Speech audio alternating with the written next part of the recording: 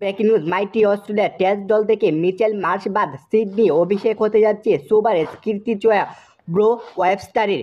ভারতের বিপক্ষে সিরিজের প্রথম 4 টেস্টে 7 বার ব্যাট করতে নেমে 73 রান করেছে মিচেল মার্শ। শেষ 5 ইনিংসে মাত্র 20 রান। পরিসংখ্যানটা মিচেল মার্শের সাথে যায় না।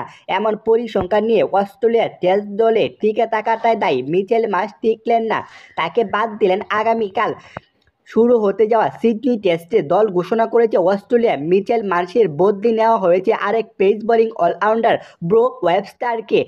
টেস্টে অভিষেক হবে তাসমানিয়ার এই খেলোয়াড়ে।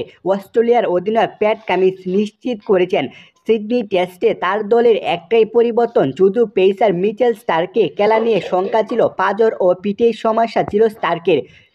একাদশে জানাতে গিয়ে কামিন্স বলেন, মিচেল মার্শ তো প্রত্যাশার মতো রান কিংবা উইকেট কিছুই পেলেন না। আমাদের মনে হয়েছে তার একটু বিশ্রাম নিয়ে তরতাজা হওয়ার সময় এসেছে।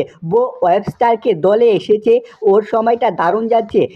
মিচের জন্য ব্যাপারটা দুঃখজনক, কারণ আমি জানি সে দলের জন্য কতটা কী করতে পারে। তবে আমাদের মনে হয়েছে ব্রুস স্টার্ককে একটা সুযোগ দেওয়ার এটাই সূক্ষ্ম সময়।